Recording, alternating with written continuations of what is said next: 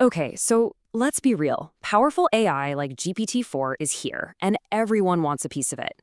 But if you're a big company, just using a public tool, that means sending all your confidential data out into the wild. And that's a huge non-starter. So the big question is, how do you get all that incredible AI power without taking on all the risk? Well, that's exactly what we're going to break down today. We're looking at Microsoft's answer, a version of OpenAI built from the ground up for the enterprise. And this question right here, it really gets to the heart of the whole thing. I mean, why can't a big company just let its employees use public chat GPT? Well, think of it this way. For a Fortune 500 company, using a public AI for critical work is kind of like trying to run their entire operation on the free Wi-Fi at a coffee shop. It's just not built for what they need.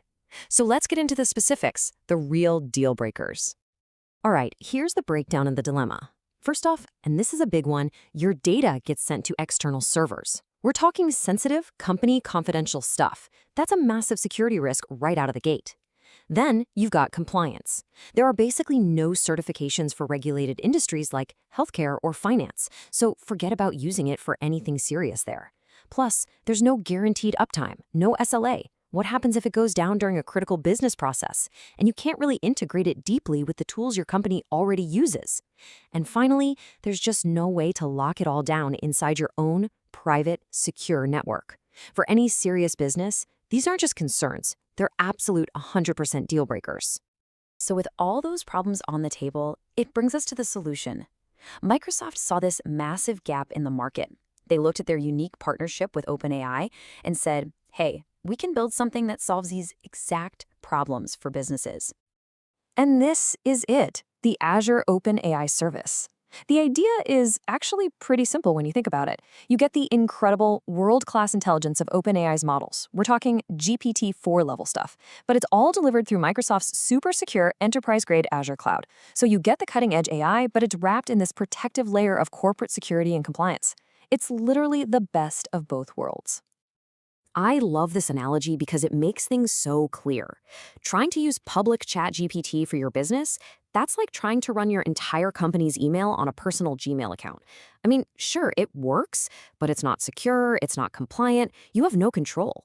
Azure OpenAI, on the other hand, is like the Microsoft 365 version of that. It's the same powerful engine underneath, but it comes with all the security, all the control, and all the integrations that a big organization absolutely has to have. Okay, so what's actually in this enterprise wrapper we're talking about? It really all boils down to three core pillars. Let's break them down one by one, starting with what's probably the most important for any business. Number one, and this is the big one, data privacy. Look, for any company, their data is their lifeblood, right? We're talking confidential business strategies, customer data, all their intellectual property.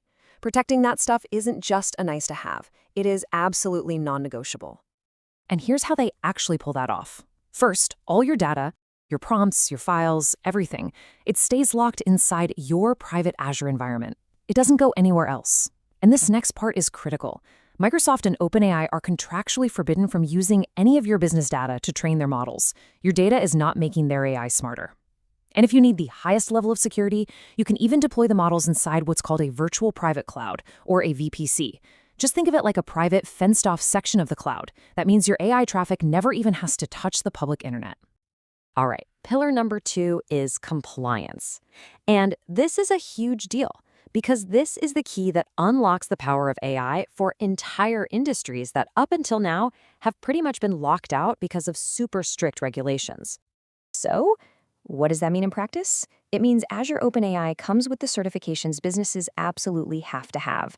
We're talking HIPAA for healthcare, GDPR for handling data in Europe, SOC 2, the whole shebang. This lets a bank build an AI chatbot without freaking out about financial regulations. It lets a hospital use AI to analyze patient data legally. You can even tell it, hey, deploy my service in the EU to make sure you're meeting those data residency laws. It's that level of control. And that brings us to our third and final pillar. This one is a massive advantage, especially for companies already in the Microsoft world. We're talking about deep integration with the tools people are already using every single day. So you can build AI-powered apps using the Power Platform without writing tons of code. You can create a chatbot that lives right inside Microsoft Teams. You can use Azure AD, which is what your company already uses for employee logins, to control exactly who gets to use what. And here's the really cool part. This is the exact same foundational tech that powers Microsoft's own flagship AI, Microsoft 365 Copilot. Okay, we've covered a lot about what it is and what it does. But now for the big question. Is it actually the right choice for you and your company? Let's walk through a quick guide to help you figure that out. So you should definitely be looking at Azure OpenAI first, if your company is already deep into the Microsoft Azure or M365 world, it's just a super natural fit. You should also use it if you're in a regulated industry, finance, healthcare, government. It's practically a must-have. If absolute data privacy is your number one non-negotiable priority, check that box. If you need that guaranteed 99.9% uptime for a business-critical app, this is for you. And yeah, if you want to build cool AI features right into tools like Microsoft Teams, then this service was pretty much made for you.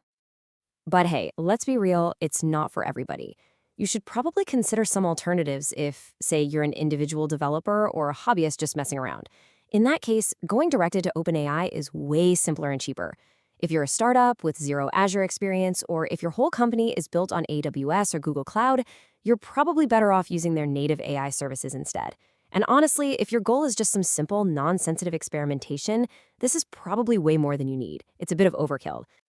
All right, let's bring this all home. How does Azure OpenAI actually stack up against the other big players out there? Let's get to the final verdict. This table gives us a really nice, clean snapshot. So, model quality, you get top-tier GPT-4, same as going direct to OpenAI. So, check. Enterprise features and compliance? Yep, both Azure and its main competitor, AWS Bedrock, are excellent here. They both have all the certifications you need. But look at that Microsoft integration row. That's the killer differentiator. If your company already runs on Microsoft, that native integration you get with Azure OpenAI is an absolute game changer that no one else can even come close to matching. And really, this quote just sums it all up perfectly. It's about bringing that amazing GPT-4 power to the enterprise cloud, but doing it with all the security, compliance, and integration that real businesses actually require. It's not just about getting access to the cool AI model. It's about making that model safe, legal, and genuinely useful for the world's biggest and most demanding organizations. So, as we wrap this up, it really leaves us with one final big picture thought. It's not just about whether you're adopting AI, it's about how you're adopting it.